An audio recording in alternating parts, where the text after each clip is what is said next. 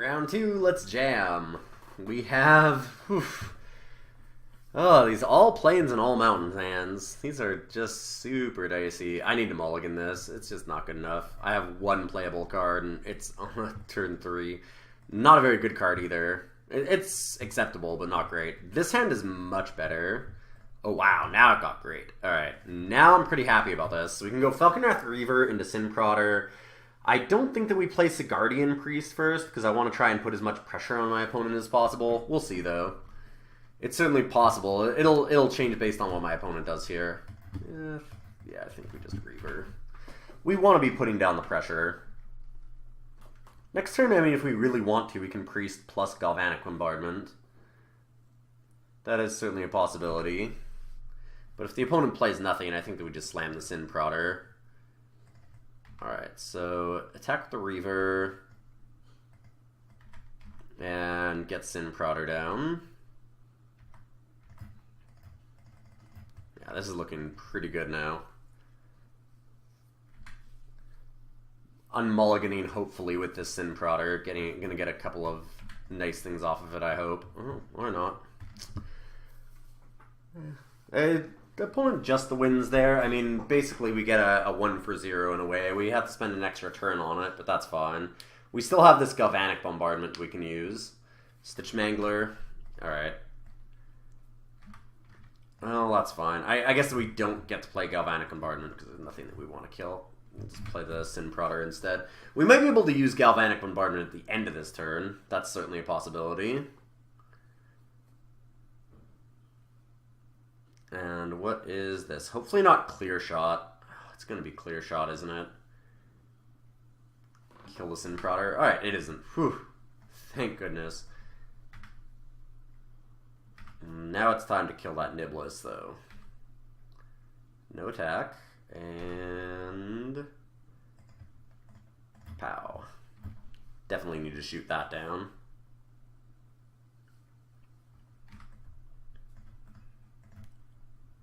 Now we just need Sin Prodder to start doing some work. Ooh, Faith Unbroken? Well, our opponent's taking 4 damage, I guess. I can't imagine that our opponent just lets us have that. That seems too good. Free 4 damage. Land's not perfect, but we can attack Sin Prodder here. Get the Sigardian Priest down and start attacking for 5, hopefully.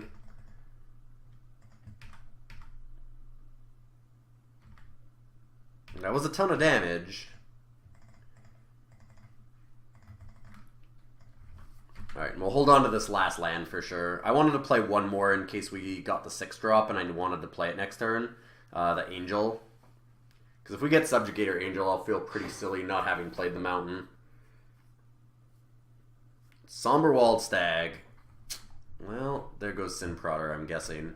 They might just kill Sigardian Priest to keep it alive, but I feel like Sin Prodder probably is what they want to kill. Yeah, they'll trade it. That's unfortunate. At least we got 7 damage off of it.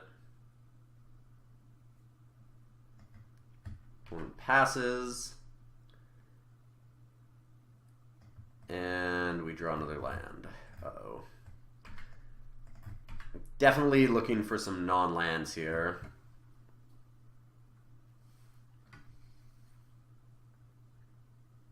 I wonder if this... No, I was just thinking if this is a deck that we wanted to just have 16 land in. I don't think it is, though. We've got a 6-drop. We have 2 5s at least, and a couple 4s. I don't think that that's reasonable to have 16 lands in that type of deck. And a 2-3 blocker. I don't see how we're going to get through this now. Opponent not attacking with Stitch Mangler. That's kind of surprising. Alright, past turn. We are stuck on this board for a while. Not going to be a lot of changes to make. I'd like to be able to discard a land, because that'll actually let Paranoid Parish Blade turn into a First Striker, so that could be nice. Let's tap this Ingenious Scob.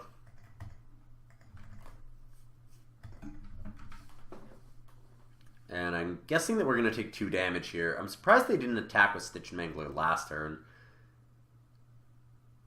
They've got to start attacking eventually. Yeah, there we go. I will take it. And opponent has something else to play then, because I don't think they want to let us have the chance to tap their Grizzled Angler and attack for 5. So they've got to have at least one other blocker. Wait. So they're merging something? It must be. What are they emerging? Green and blue? That's not good. There's the one that puts a creature back into your opponent's hand, or is it top of library? Wretched Griff. Okay. 3/4 flyer. When you cast it, you draw a card. Okay.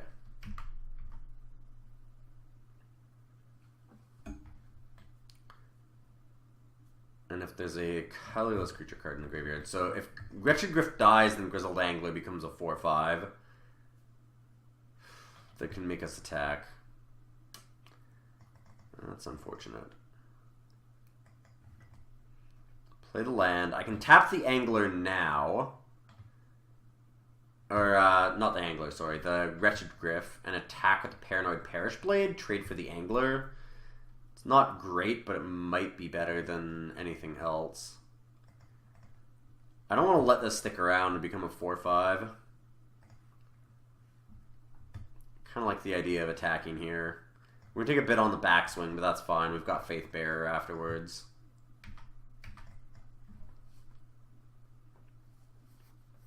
And yeah, we're fairly close to Delirium, but we have to get like a sorcery or a land, which is kind of tough. Drown your Explorers and land. Alright, cool.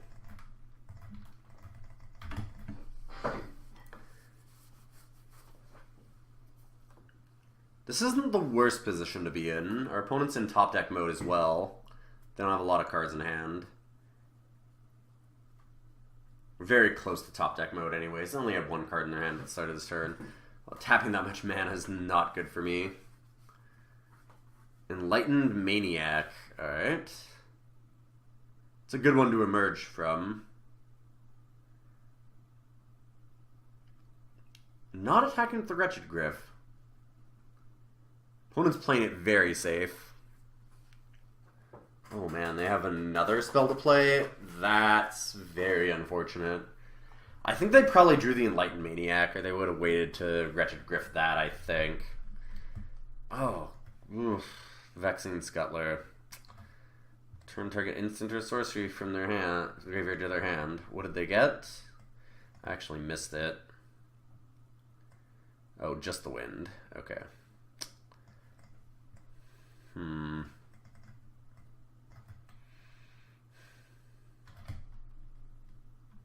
Pass the turn. I don't really have anything to do. That was two very good cards for our opponent to have. Very bad for us. Get a 3/2, get a cheap emerge, and they get just the win back. Super gross. We need to tap the Wretched Griff. It's not good. I'm going to have to double block this Vexing Scuttler, maybe. No, I'll probably just let it attack. If they really want it to attack, I'll just let it happen. I think that they should get in with the Ingenious Scob. They didn't tap anything. Or tap anything. They didn't just wind anything. They didn't get rid of the Faith Bearer. Guess they'll do it at end of turn. Makes sense. Yeah, that makes way more sense. Topplegeist tap the Vexing. That doesn't do enough. If I tap the Vexing and the Ingenious Scob, then I can get in with the Reaver and the Faith Bearer. They can just the wind, though. But at least then I'm forcing them to just the wind on our turn. So yeah, I guess that makes sense. So let's Topplegeist. Get rid of this Scuttler. Tap the Scob. And I feel like our opponent's going to have to just the wind our Faith Bearer Paladin, which is good for us because we can just play it again. It's better for us than having them wait until the next turn. If they do it at end of turn, that kind of sucks, because then we're stuck with it having Summoning Sickness. Uh-oh. That's a lot more than for just the wind. They do something else relevant? I guess so. Wow!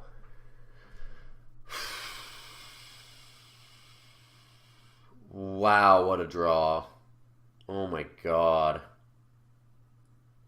Oh my god, what a draw. Wow, that's so disgusting.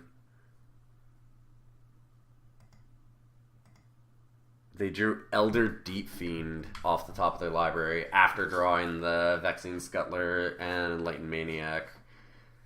Oh, that is so bad. I don't think I have any chance now. That was super brutal. I mean, I'm at 21, but I have no idea how I'm ever going to deal them 9 more damage. I'm facing down a ton of pain on our opponent's side of the board, and we have no cards in hand. Nothing relevant, anyways. My goodness.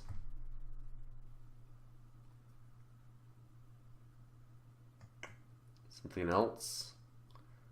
I think this has got to be the game. Yeah, this is something else big, too.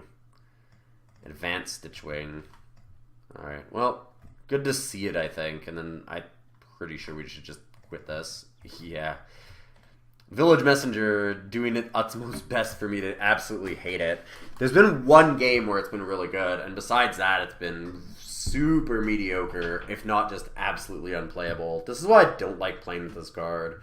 It's so good in one game, and you feel like, oh man, but like it was awesome that game. And then after that, it drags you down every other game. We didn't have a chance that one anyways, though. It really didn't matter what we drew. Unless we magically put a Descend Upon the Sinful into our deck and had that come off the top, I don't think we had any chance. Whew, that was miserable. Let's go. We've got Magmatic Chasm. So we can kind of get through a blocked up ground. They have Wretched Griff as a flyer, but maybe not a whole lot else.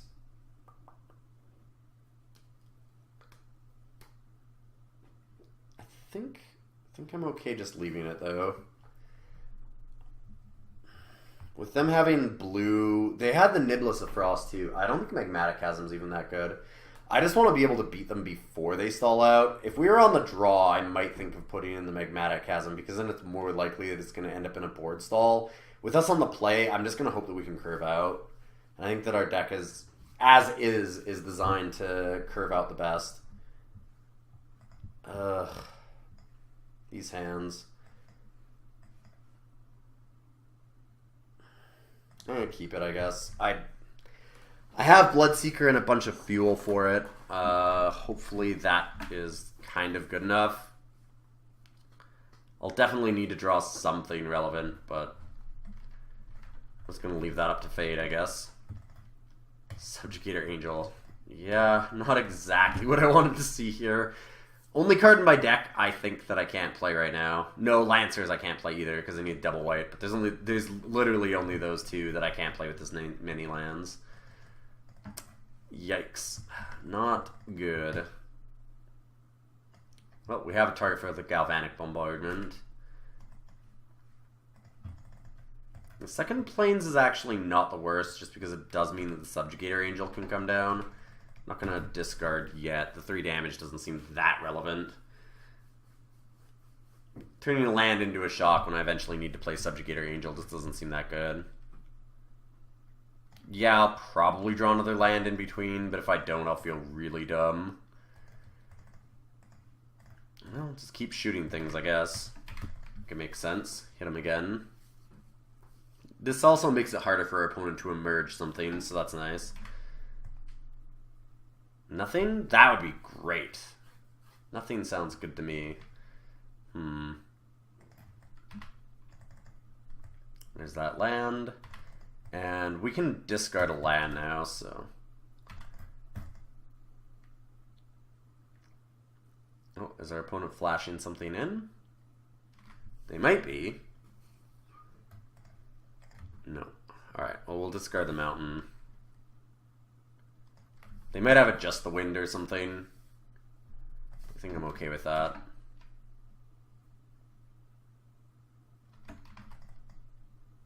Jace's Scrutiny, sure.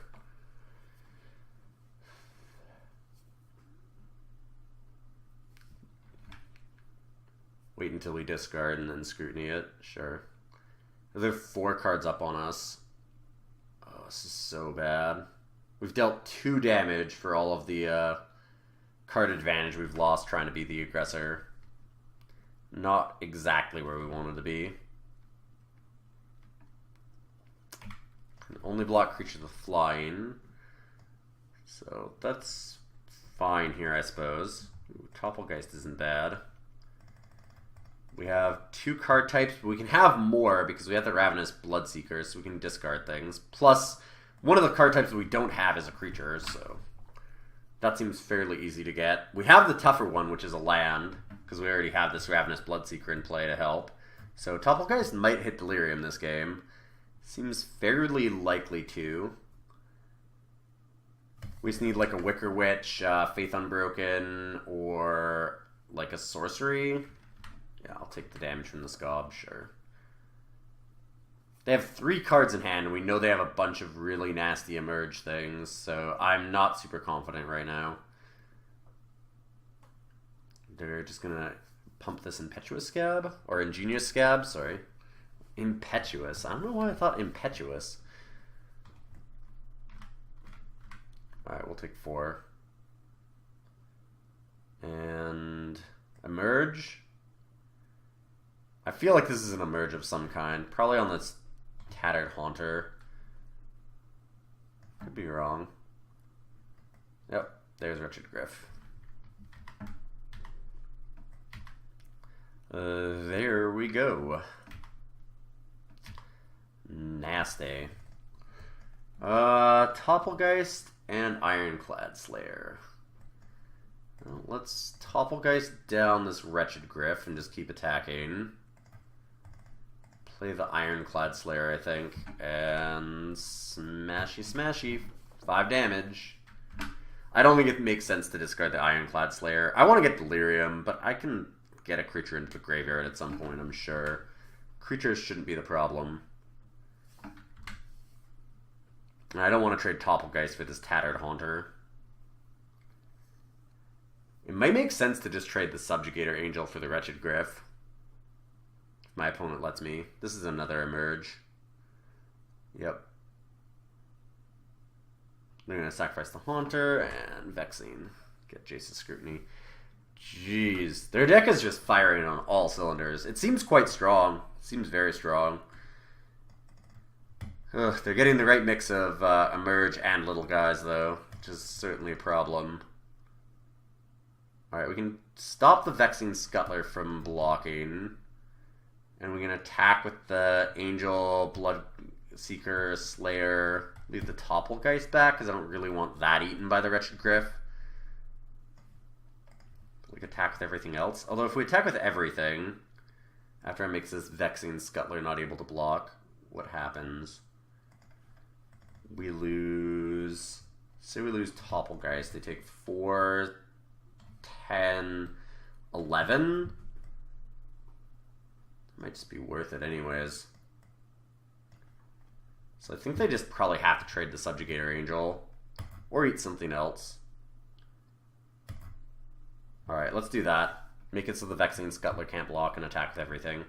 I don't mind getting a creature into the graveyard anyways. Kind of throwing it away for a little bit of damage here. Because that'll turn on the Topplegeist. Or get it closer to turning on anyways. And then we just need a good removal spell. Another Galvanic Bombardment or a Faith Unbroken would be great here. Turn the team sideways. The Duelist was a good draw.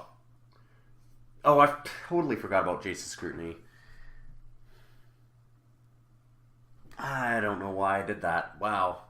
So opponent can just Jace's Scrutiny the Angel and eat it. That being said, they probably Topplegeist and then trade with the Subjugator Angel. That makes way more sense. Or, well, no. I don't know. I guess that's a tough choice for the opponent. They might just save the Wretched Griff. That makes a lot of sense. It does give them a ton of damage. I think that it's still correct to do this. We don't have a lot of time to do this. Yeah, they'll Jace's Scrutiny the Subjugator Angel now. Alright, that's actually fine. That's kind of where we wanted to be anyways.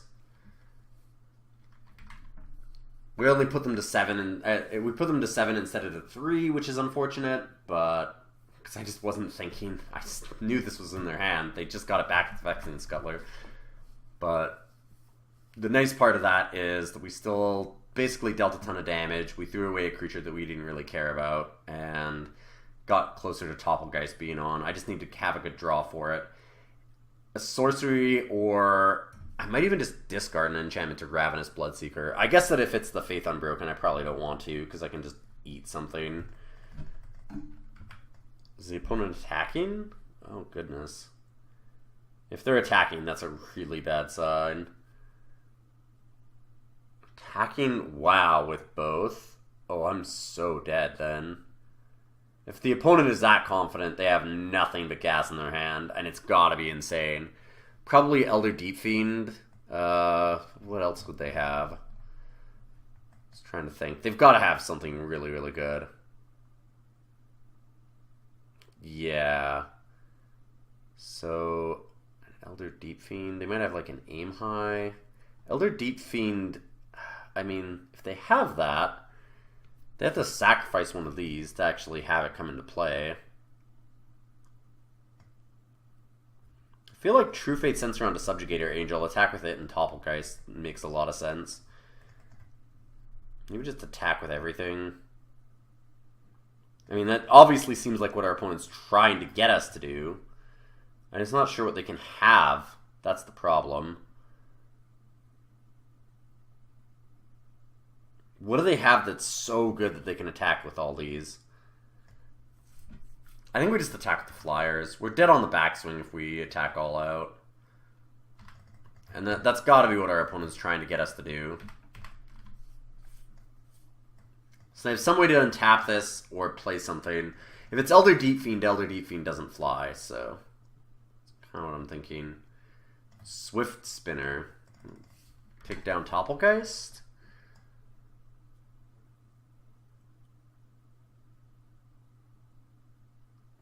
They have Aim High as well.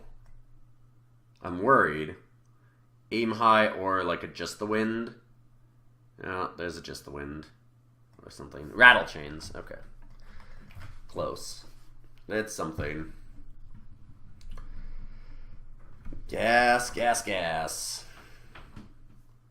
So double block the Subjugator Angel is my guess. Take the one. Yep. That makes sense, too. We can move the True Faith Censor over to something else. If we move it to the Ravenous Bloodseeker, we can double block the Vexing Scuttler, so I guess that makes sense.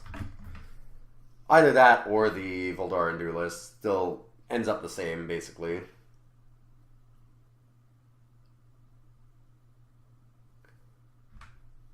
Pass turn.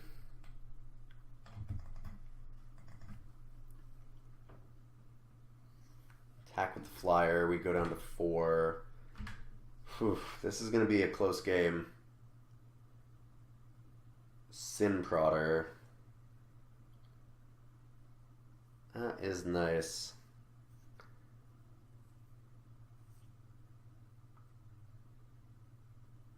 I think we just attack the Topplegeist for 1. Go down to 1 damage from the Wretched Griff.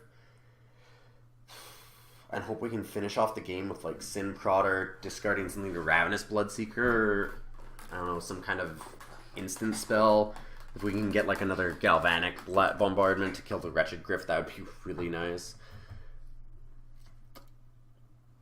I think we have to leave the True Fate Censor on the Ravenous Bloodseeker, just because of the simple fact that we can't move it back to we can't move it to the Topplegeist and then back to the Ravenous Bloodseeker. And then otherwise they can attack the Vexing Scuttler and not really lose anything against us. We have to block the Sin Prodder then. That just makes no sense. So I think that it's better to just attack the Topplegeist here.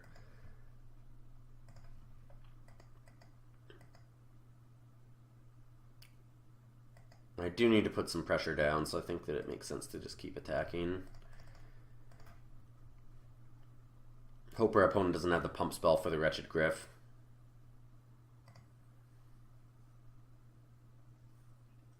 Alright, what do they have? Hopefully 3 lands. That's what we're hoping for here. Opponent just drew nothing but lands. If that's the case, we might have a chance. I have some pretty live draws. I think that a Galvanic Bombardment would be really good. Faith Unbroken would be great. Subjugator Angel's gone. Because that would be one of the best draws we could have otherwise in this kind of situation. Which is where Subjugator Angel really shines, is like right now. These tight races where you just tap everything and just kill them immediately. Opponent is thinking, so that's a good thing. That means that they don't have like an obvious win.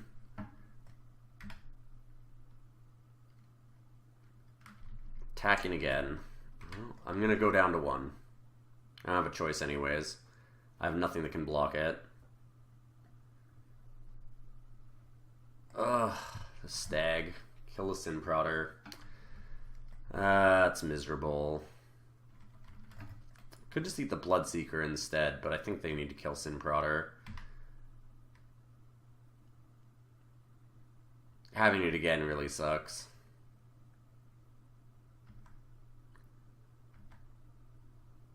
Draven Standard Bearer. Okay, well, I don't have anything to do besides put True Faith onto the Topplegeist, attack for 2, and then move it back to the Ravenous Bloodseeker. We're going to have to just lose this Topplegeist, I guess. We're dead very soon. We have to get something pretty amazing. I don't think we really have any way out of it now. Now that we don't have a way to get rid of the Wretched Griff, I think that's the real issue. Or race it. Sin Prodder was actually a way for us to race it, but we don't have it anymore. Attack for 2. This is an incredibly close game. It's pretty good.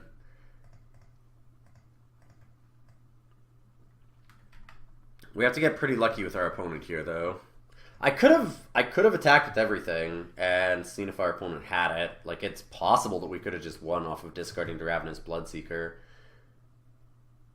Maybe I did just throw the game. It's certainly possible. If they attack with the Wretched Griff, I have to block. They only have 1 blocker, and I have 2 lethal creatures.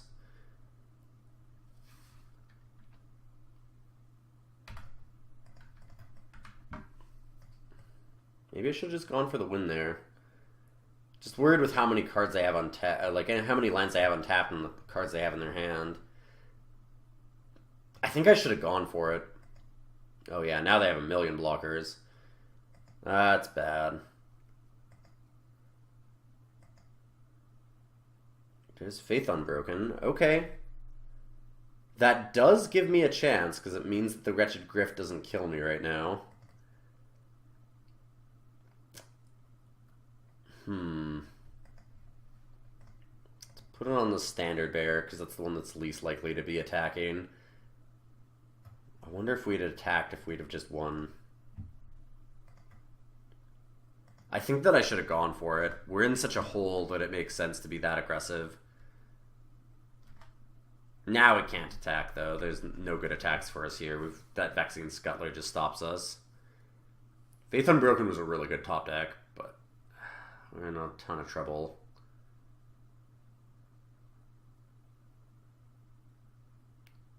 What is this? Drowned Explorers. Not good, but could certainly be worse.